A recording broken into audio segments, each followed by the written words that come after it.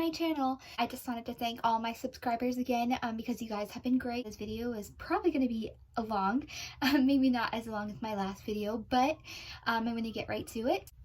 So I know in my last video, I spoke briefly about being pregnant with baby Mulkey and then our miscarriage. Basically, I just want to start from the beginning. When Logan and I was about 6-7 months into our relationship, we found out that we were pregnant. It was in October. The baby was, to start off with, great. We heard the first heartbeat and saw the first ultrasound.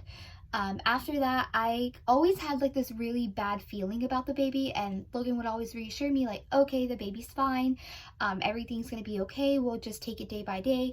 And I start seeing some spotting. I went to the doctors actually twice for the spotting. The first time they sent me home, they said it's just light, everything's fine, just make sure I just don't overdo myself and to rest.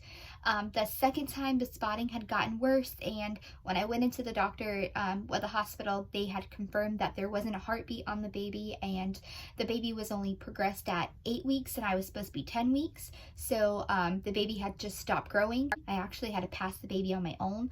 So that was one of the hardest things I ever had to go through. For the longest time, it was kind of hard to talk about the miscarriage simply because you always think about that baby that you had before that you had the miscarriage. You think about what the baby would have been like and who the baby would have been and if it was a boy or girl. But I've come to the realization that everything happens for a reason, good or bad, big or small. And of course, we did lose one angel, but we gained a rainbow baby. Logan and I had planned on waiting to actually try and get pregnant again because we were still coping with it and still going through the process of loss. It was about a month after a miscarriage and we weren't being careful. I think we were just kind of caught up in the moment of being upset about our miscarriage and kind of just being careless. I was very upset, very scared. We didn't know if I was ready to have another baby. We didn't know if my body was ready to have another baby, physically or mentally. We were going to get ready to go to a Super Bowl party at our granny's house, and they were doing a bunch of football games and we were having a bunch of beer games like beer pong and beer ball and baseball. And before I went, I just wanted to take a pregnancy test just in case. I was like, I know I'm not pregnant, but maybe I just want to take it because I am 2 days late and I don't want to start drinking all these drinks and there would be a chance that I am pregnant and maybe hurt something or, hurt the baby. So I had went to the store prior to us going to the Super Bowl party. We were actually getting some stuff to go and I was like, okay, let me just grab a test. So I actually only bought a box that contained one.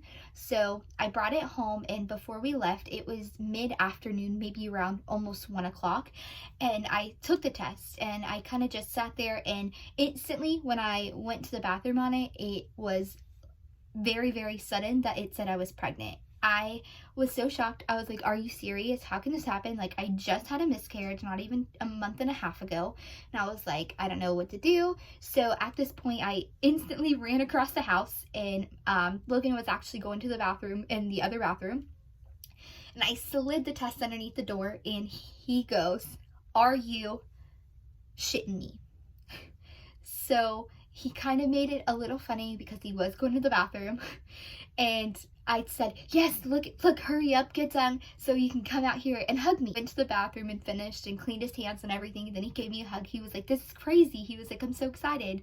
And I said, just get another test just to be sure, because I did just have this UTI. I don't know if that can affect anything, just maybe like wishful thinking or something. So I went to the store. It's like 2 minutes down the road from our house, and I had got a box that had 2 in it this time because I was like, let me just, 3 times the charm. So I actually went and I got the box that had 2 in it, and whenever I took the test, I dribbled on this test and instantly pregnant. I was like, you gotta be kidding me. So I had ended up going on our way to our granny's house, and I was talking to Logan, and I was like, how are we gonna tell everyone? Because if I'm not drinking, they're gonna assume something, because I always drink. We always drink beer anywhere we go to like family parties and events. So if I'm not drinking beer with you, they're gonna be like, so when I get there, I was like, I had this next test. It was the 3rd one. I was like, maybe I'll just take it and I will say negative. And by this time it was like maybe around 3 o'clock. and I took it in the bathroom and I peed on it again, and again it said pregnant, and I instantly texted Logan and I was like, wow babe, third time's a charm, I'm most definitely pregnant. And here's the test. I just want to show you the picture. So they all most definitely were very, very dark lines. Even the one that I dribbled on was just like instant pregnant. So we had told them that we were pregnant, and everyone was very, very excited for us. Of course, you know, everyone was also very scared because I had just went through the miscarriage and I knew that we had our rainbow baby, and I was so thrilled. The first doctor's appointment, I was 7 weeks and 4 days, and the heart rate was 197. I remember that we went through all of our ultrasounds, and every ultrasound that we went to, I instantly almost start crying because they would put the little thing on my stomach and I would just be like, okay, and I'm just waiting for like the worst news possible considering what happened with the miscarriage. I was just waiting for them to be like, I'm sorry, there's no heartbeat. But every single time I was very, very happy that they would come back and be like, the heartbeat's great, doing good. And I actually ended up buying a fetal Doppler as well because I was just so paranoid that every time I would check it or every time I would go in for an appointment, they would tell me very bad news. But all the doctor's appointments seemed to go very, very well. And then we actually end up making our after every storm comes a rainbow pregnancy announcement. So we had always had hope that it was a girl because every single doctor's appointment, like I said, the heartbeat was high, and they like to say if it was a high heartbeat, then it could be a girl, and like the Ramsey theory and every baby prediction that you could possibly think of that is like boy and girl was all girls. Logan and I had decided that when we found out the gender of our baby, we wanted it to be something sentimental, and we wanted it to just kind of be us, and then we wanted just someone to know the gender and then someone to take a video for us. So we had decided to pick out our sister to go with us to find out the gender of our baby. She was going to be the only person that knew. And since Logan and I have always had a baseball and softball kind of like background and history, and that's one of the dates that we've always done together, we decided that we wanted to do our gender reveal like that. So I had bought 2 baseballs, one was blue, one was pink, and we went to a place that is somewhere that, you know, we could take pictures at and hit the ball and then do our little gender announcement there. It was just going to be for us. So we went and did our gender ultrasound at this place, and after we left, we had to wait all day to worry about what our baby's gonna be. And while we were there, we kind of had like this little hunch that it was gonna be a girl because the lady that was doing the ultrasound, she's kind of just like talking to us and hanging out with us and stuff, and I actually got to be there a lot longer than what anticipated because she didn't have anyone after us.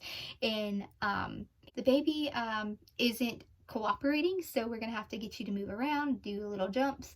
So while we were in there, she said, okay, well, I just want to go back and double check that the gender's correct.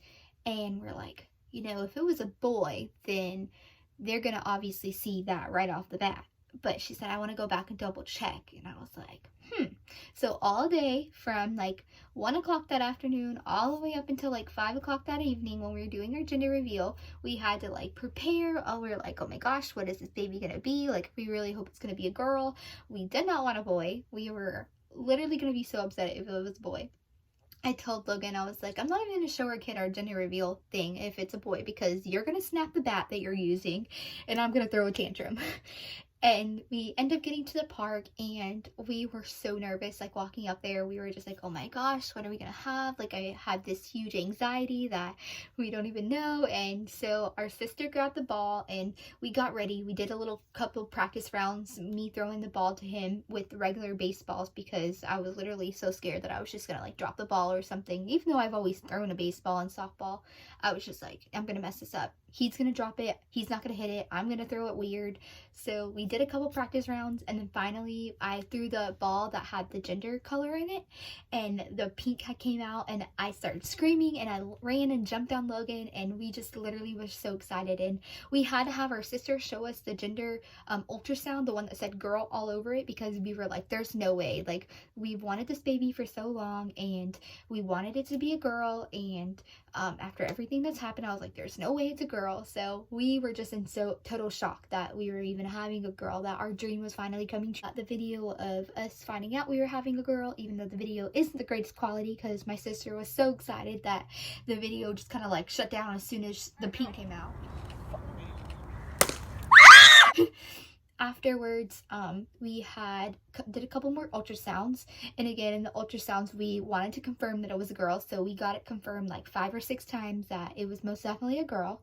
After that, we had our anatomy scan at the doctors, and they do it at the actual hospital because our doctor's office didn't have like the equipment to do the anatomy scan.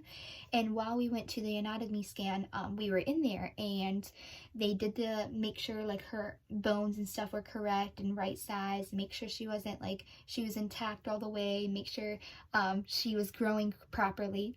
While they were in there, the doctor had came back after the anatomy scan, the one that goes over all the images of the ultrasound, and she said, this is very weird. She said, this is something we typically only see in like males, but your daughter has dilated kidneys.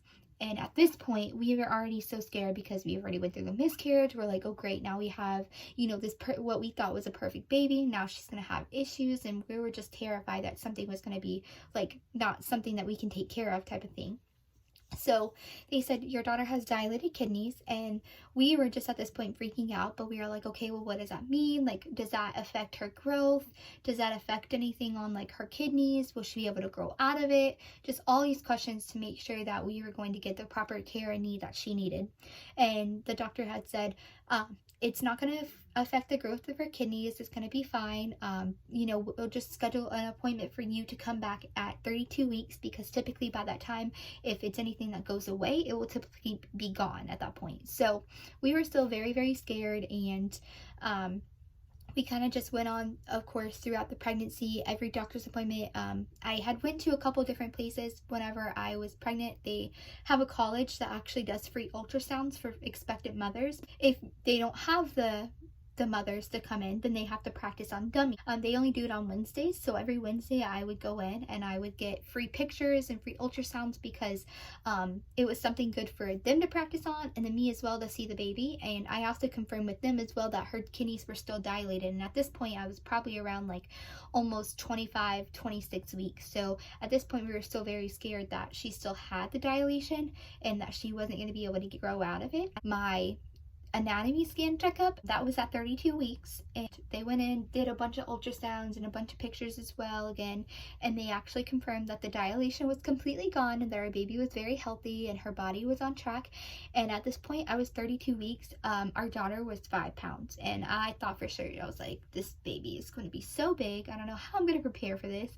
I thought she for sure was going to be a 9-pound baby because her dad is 6'2", and so I was just like, oh my gosh, she's already huge. Like, I don't know how I'm gonna be able to push this baby out, but I'm gonna do it. So throughout my pregnancy, the rest of it was fine, all except for towards the end of my pregnancy, I actually start developing these little red rashes all over my body.